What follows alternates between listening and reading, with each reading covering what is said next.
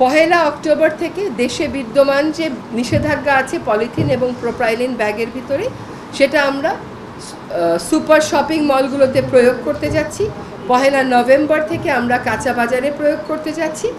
একই সাথে পহেলা নভেম্বর থেকে পলিথিন যারা উৎপাদন করেন সেখানেও আমরা জোরে আমাদের অভিযোগগুলো পরিচালনা শুরু করব। সকলেই কিন্তু পর্যাপ্ত সময় পাচ্ছেন। আমরা বিকল্প সরবরাহের জন্যও কাজ করছি।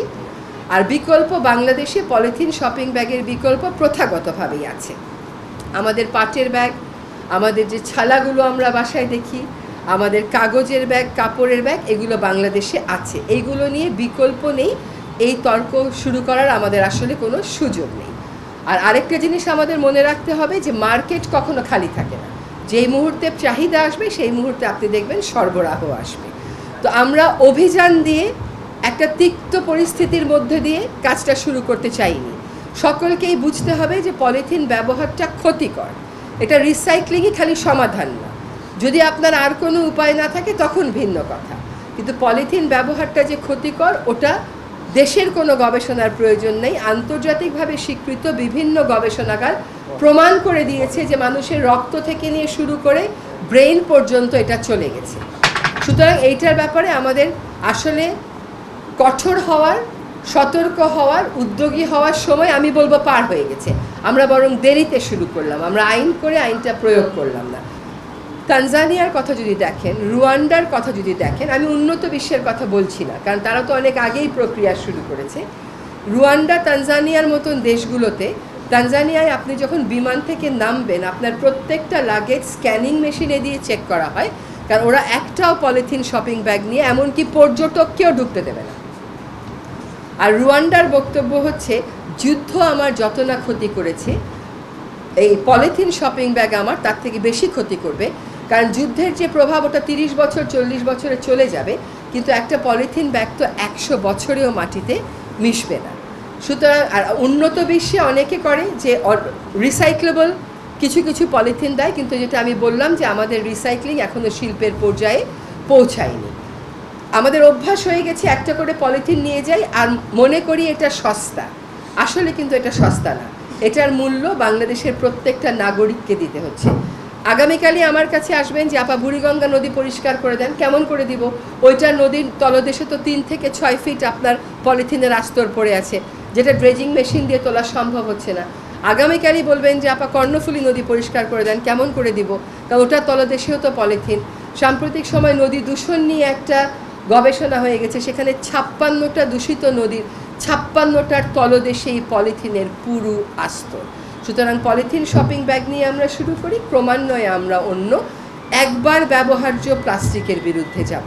আমরা কিন্তু সব প্লাস্টিকের কথা বলছি না, যেটা একবার ব্যবহার করে ফেলে দেই, কালেকশন হয় না, সেইগুলোর ব্যাপারে আমরা এগোবো। আপনাদের সবার ব্যক্তিগত পর্যায়ে, প্রাতিষ্ঠানিক পর্যায়ে সকলের সহযোগিতা একান্ত কাম্য। এখন প্রশ্ন হলো যে পলিথিন ব্যাগগুলো কালেক্ট করে এক জায়গায় ফেলে রিসাইকেল করা যায় কিনা। যায়, কিন্তু সেটা আসলে সন্তোষজনক কিছু না। কারণ পলিথিন ব্যাগ থেকে বা পলিথিনের অন্যান্য সামগ্রী থেকে মানুষের রক্তে, মানুষের ব্রেইনে, মানুষের লিভারে, মায়ের প্লাসেন্টায় এখন পলিথিনের অস্তিত্ব পাওয়া যাচ্ছে। বাংলাদেশে পলিথিন দিয়ে মোড়ক করার কারণে লবণের মধ্যে মাইক্রোপ্লাস্টিক পাওয়া যাচ্ছে। আমাদের অনেক কটা নদীর মাছের মধ্যে মাইক্রোপ্লাস্টিক পাওয়া যাচ্ছে। কাজেই প্লাস্টিকটা ব্যবহার করাটাই আসলে একটা ক্ষতিকারক বিষয়। সুতরাং এটাকে কালেক্ট করে রিসাইক্লিং হচ্ছে পরের ধাপ, যেখানে আপনার আর কোনো বিকল্প থাকবে না তখনকার বিষয়। আর রিসাইক্লিং আমাদের দেশে হচ্ছে না তা না, হচ্ছে, কিন্তু সেটা খুবই প্রাথমিক পর্যায়ে।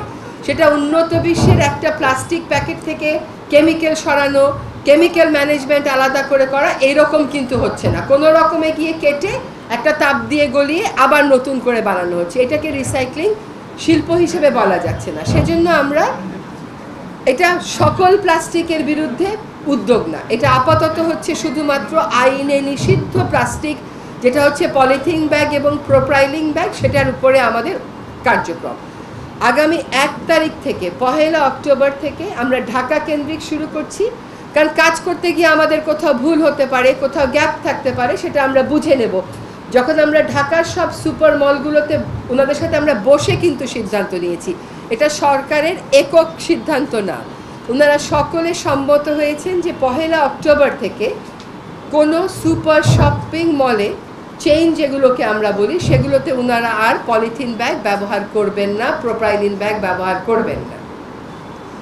তার বিকল্প হিসাবে কি দেওয়া যায়, এটা আসলে আমাদের, আপনারা যারা এখানে আজকে সাংবাদিক হিসাবে এসছেন, সব তো এই প্রজন্মের, নিজের পরিবারকে জিজ্ঞেস করলেই পেয়ে যাবেন। বাবা দাদারা যা ব্যবহার করতো তাই ব্যবহার করা হবে, নতুন কোনো আবিষ্কারের প্রয়োজন নেই। তো বিকল্প যাতে ওনারা পান, সেজন্য বাংলাদেশ জুট মিলস অ্যাসোসিয়েশন ছাড়াও আরও মোট 20টি প্রতিষ্ঠানের তালিকা করা হয়েছে। এই 20টি প্রতিষ্ঠান আগামী 29 তারিখে ডিপার্টমেন্ট অফ এনভায়রনমেন্টে, পরিবেশ অধিদপ্তরে একটা মেলা করবে তাদের পণ্য নিয়ে। ইতোমধ্যে সুপার শপিং মলগুলো তাদের কিছু চাহিদা প্লেস করে দিয়েছে যে আমাদের এতগুলো ব্যাগ লাগবে, সেই মোতাবেক ব্যাগের যোগানোরও ব্যবস্থা করা হচ্ছে। সুপার শপিং মলগুলোর পাশাপাশি আমরা 1 নভেম্বর থেকে কাঁচা বাজারগুলোতেও আমাদের কার্যক্রম, তখন কিন্তু এনফোর্সমেন্ট কার্যক্রম হবে, আজকের মতো না আলাপ আলোচনার কার্যক্রম হবে না। হ্যাঁ, ওই কাজগুলো শুরু করব। এবং ওনারাও আমাদেরকে কথা দিয়েছেন, দোকান মালিক সমিতির সাথে আমাদের মিটিং হয়েছে, দোকান মালিক সমিতি আমাদেরকে কথা দিয়েছে যে ওনাদের 1 মাস সময় লাগবে। সুপার শপিং মল 1 অক্টোবর থেকে শুরু করবে, ওনারা 1 নভেম্বর থেকে শুরু করতে চান।